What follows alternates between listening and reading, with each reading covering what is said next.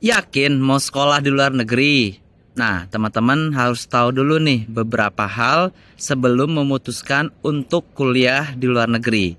Biar teman-teman tidak menyesal nih dalam proses untuk mencari beasiswa ke luar negeri. Ini dia. Yang pertama, proses persiapan untuk kuliah di luar negeri itu membutuhkan biaya yang cukup besar dan waktu yang cukup lama, seperti biaya untuk kursus IELTS, lalu ujian IELTS, lalu kalau nanti ada persiapan beasiswa ikut juga kursus persiapan beasiswa. Nah, itu semua membutuhkan biaya teman-teman. Nah, adapun berapa perkiraan biaya yang dibutuhkan untuk persiapan kuliah di luar negeri, nah ini ada di video aku selanjutnya ya teman-teman. Yang kedua, meskipun teman-teman nanti berangkat ke luar negeri dengan beasiswa, namun teman-teman juga harus mempersiapkan dana awal untuk mengurus semua persiapan untuk keberangkatan sampai sekolah ke luar negeri nanti, seperti mengurus visa, mengurus insurans, ataupun bahkan sampai membeli tiket pesawat terlebih dahulu.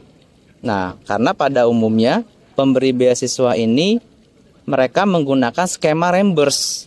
Nah, berarti otomatis kan kita harus mengeluarkan biaya awal terlebih dahulu untuk memenuhi semua persyaratan untuk sekolah ke luar negeri. Nah, adapun berapa nominal biaya yang dibutuhkan untuk mengurus itu semua juga ada di videoku selanjutnya ya. Yang ketiga, cuaca ekstrim di UK. Nah, rata-rata mahasiswa Indonesia itu nanti datang pada saat bulan September. Nah, di bulan September itu cuaca sudah sampai di bawah 10 derajat. Nah, ini kan sangat beda jauh sekali ya. Pada saat kita di Indonesia, cuaca sekitar 30 derajat, langsung datang ke UK, cuaca di bawah 10 derajat. Nah, ini persiapan lagi untuk 2 bulan selanjutnya masuk untuk di musim winter, di mana cuacanya itu rata-rata di bawah atau minus derajat Celcius. Apalagi kalau teman-teman yang sekolahnya seperti di Edinburgh atau di Glasgow. Nah, itu cuacanya lebih ekstrim lagi, teman-teman semua. Nah, jadi perbedaan cuaca ini juga menjadi kendala juga awal-awal ya, termasuk saya sendiri. Ini butuh waktu yang lama lah untuk dapat menyelesaikan diri untuk bertahan di cuaca yang ekstrim. Nah, pada saat di summer pun juga demikian. Pada saat di summer itu cuacanya juga panas sekali. Bisa sampai 30 derajat, bahkan 30 derajat lebih. Jadi 30 derajat di UK ini seperti saya rasa beda seperti dengan cuaca pada saat di Indonesia. Jadi pada saat panas ya benar-benar panas. Apalagi sampai terjadi heat wave. Nah, kalau sudah terjadi heat wave, nah ini waduh, luar biasa teman-teman. Ya semoga pada saat teman-teman nanti tidak terjadi heat wave ya. Nah, ini yang ketiga, perbedaan cuaca juga menjadi hal yang sangat menantang bagi mahasiswa di UK. Yang keempat, semua serba mahal di UK teman-teman.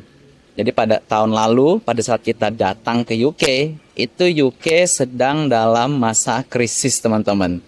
Jadi inflasi itu mencapai sekitar 11-12%. Jadi inflasi di UK pada saat kita datang itu di atas 2 digit teman-teman.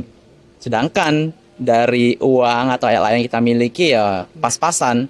Jadi otomatis semua yang ada di UK itu menjadi mahal. Mulai dari public transport, lalu akomodasi, lalu makanan. Nah itu semua harga itu pada naik. Nah jadi pada saat kita datang ke sini itu benar-benar terasa banget lah perjuangannya. Karena harga-harga semua itu serba mahal. Maka otomatis kita harus pinter-pinter mengatur living allowance kita agar bisa digunakan dengan seefisien mungkin lah. Agar kita bisa tetap bertahan selama kuliah di UK. Yang kelima, homesick atau jauh dari keluarga. Ini menurutku menjadi kendala utama bagi mahasiswa Indonesia ketika belajar di luar negeri. Nah, ini awal-awal pun juga saya merasa, gampang lah. Sekarang kan sudah ada WhatsApp, sudah ada Skype atau Zoom, ya bisalah langsung telepon dengan tatap muka, bisa mengetahui kabar yang ada di Indonesia sana. Namun ternyata setelah beberapa bulan, nah ini rasa kangen dengan keluarga ini sangat berat sekali, teman-teman. Apalagi kalau misalnya meninggalkan keluarga, anak atau istrinya atau anak dengan suaminya di Indonesia. Wah, itu menjadi perjuangan yang luar biasa. Selain kangen dengan keluarga, juga tanpa terasa kita kangen dengan masakan-masakan Indonesia. Nah, masakan-masakan di sini, di UK, itu jauh banget berbeda.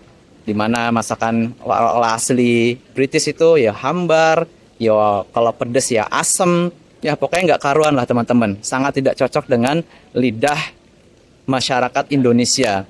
Nah, makanya di situ kita sering masak sendiri dengan resep atau rasa ala-ala Indonesia yang memang sangat jauh sekali rasanya dengan restoran-restoran di UK pada umumnya.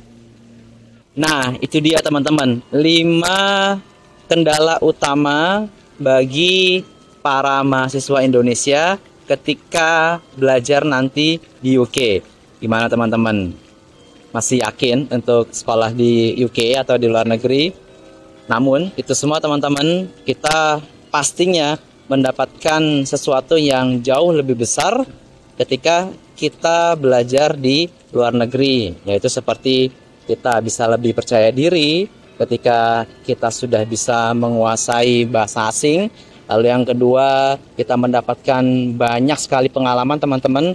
Jadi pengalamannya ini tidak hanya dari sisi pengetahuan ataupun secara akademik, namun pengalaman ketika tinggal dan hidup di luar negeri, bagaimana hidup orang-orang di negara maju itu seperti apa.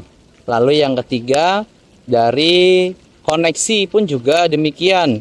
Nah, ketika kita belajar di luar negeri, nah ini kan kita memiliki koneksi yang banyak dari para mahasiswa di seluruh dunia. Nah, ini sangat bermanfaat sekali teman-teman untuk memperluas jejaring kita. Nah, itu dia teman-teman, hal-hal yang memang dapat menurunkan niat kita untuk sekolah di luar negeri, namun juga tetap dapat memberikan motivasi kita untuk sekolah di luar negeri. Oke, tetap semangat, tetap yakin, dan tetap berusaha.